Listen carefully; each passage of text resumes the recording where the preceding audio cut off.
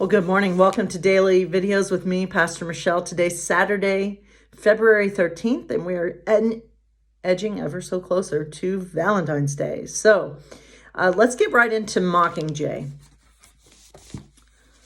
Remake her to Beauty Base Zero, Fulvia ordered first thing this morning. We'll work from there. Beauty Base Zero turns out to be what a person would look like if they stepped out of bed looking flawless but natural. It means my nails are perfectly shaped but not polished, my hair soft and shiny but not styled, my skin smooth and clear but not painted. Wax the body hair and erase the dark circles, but don't make any noticeable enhancements. I suppose Cena gave the same instructions the first day I arrived as a tribute in the Capitol, only that was different since I was a contestant. As a rebel, I thought I'd get to look more like myself, but it seems a televised rebel has her own standards to live up to. After I rinsed the lather from my body, I turned to find Octavia waiting with a towel. She's so altered from the woman I knew in the Capitol. Stripped of the gaudy clothing, the heavy makeup, the dyes and jewelry and knickknacks she adorned her hair with. I remember how one day she showed up with bright pink tresses studded with blinking color lights shaped like mice. She told me she had several mice at home as pets. The thought repulsed me at the time, since we consider mice vermin unless cooked. But perhaps Octavia liked them because they were small, soft, and squeaky like her. As she pats me dry, I try to become acquainted with the District 13 Octavia. Her real hair turns out to be a nice auburn. Her face is ordinary, but has an undeniable sweetness. She's younger than I thought, maybe 20s. Devoid of the 3-inch decorative nails, her fingers appear almost stubby and they can't stop trembling. I want to tell her it's okay, that I'll see that coin never hurts her again, but the multicolored bruises flowering her green skin only remind me how impotent I am. Flavius, too, appears washed out without his purple lipstick and bright colors and clothes. He's managed to get his orange ringlets back in some sort of order, though. It's Vinia who's the least changed. Her aqua hair lies flat instead of in spikes, and you can see the roots growing in gray. However, the tattoos were always her most striking characteristic, and they're as golden and shocking as ever. She comes and takes a towel from Octavia's hands. Katniss is not going to hurt us.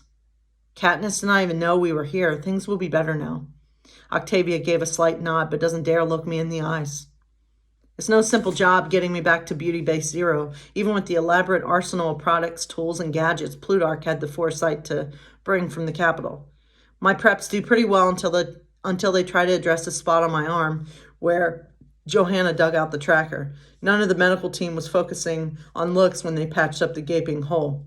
Now I have a lumpy, jagged scar that ripples out over a space the size of an apple. Usually my sleeve covers it, but the way Cena's Mockingjay costume is designed, the sleeves stop just above the elbow. It's such a concern that Fulvia and Plutarch are called in to discuss it. I swear, the sight of it triggers Fulvia's gag reflex. For someone who works with a game maker, she's awfully sensitive, but I guess she's used to seeing unpleasant things only on a screen. I have a sensitive gag reflex too, if anyone wants to know. So, my friends, I hope you're doing okay. Let's hear God's love note, shall we? First, a reading from Jeremiah. For from the least to the greatest of them, everyone is greedy for unjust gain, and from prophet to priest, everyone deals falsely. They have treated the wound of my people carelessly, saying, peace, peace, when there is no peace. And God's love note.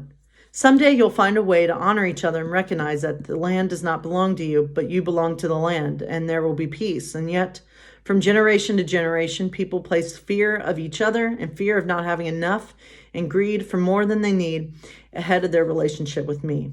It is true of your generation also. Jeremiah was a faithful prophet who reminded his people of this. Can I call on you to be my prophet for peace? Today I invite you to reflect on your role in naming how people need to place each other before their own needs in order to truly be my people. All right, my friends. So our LGBT hero of the day that we're going to hear about is Jack Myers, who is a gay bar owner in Jackson, Mississippi. So let's hear why he is in this book of pride. So Jack was born in Mississippi in 1944. His father owned a logging and lumber business and later a small engine repair shop. His mother came from a family of sharecroppers and poultry farmers.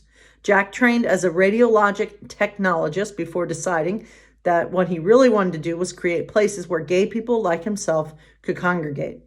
Shortly after his 21st birthday, Jack and a business partner opened May's Cabaret, the first of several LGBTQ watering holes that Jack would own over a 50-year stretch. In 2016, Jack closed the last of his bars. That same year, the Washington Post dubbed him the patron saint of Mississippi's gay scene. So that's wonderful. And what they say at the end of this interview, because we're not reading the full interview, but I'm just kind of giving you the highlights of who these people are. They interviewed him at his rambling old home in Jackson's Fondren neighborhood. And out behind Jack's house is a 1949 Cadillac, pinning for a paint job. The best things in life, like Jack's brand of authentic Southern hospitality, never go out of style. So good for him. And I don't feel like gay bars and all those are as big as they used to be, because back in the day, those were safe havens for people who identified as gay or lesbian, and the world, and in a good way, the world is opening up more. There are obviously still a need to, there's still discrimination. People are still being treated unfairly because of their sexuality. But I do feel like the world is opening up a little more, where it's not as necessary to have to go to a gay bar to feel welcome, or a lesbian bar, for example. I could walk into any bar with my wife. Well, not any bar, but I could walk into a so-called straight bar. I guess I don't know if you would call them straight bars, but I've never once felt unwelcome in a bar. I don't know where I was going with that. I'm not even a big bar person, but I'm going somewhere with that I do feel like we have come a long way since those days. And it is sad that a lot of, gay bars here around Cincinnati and Dayton have closed.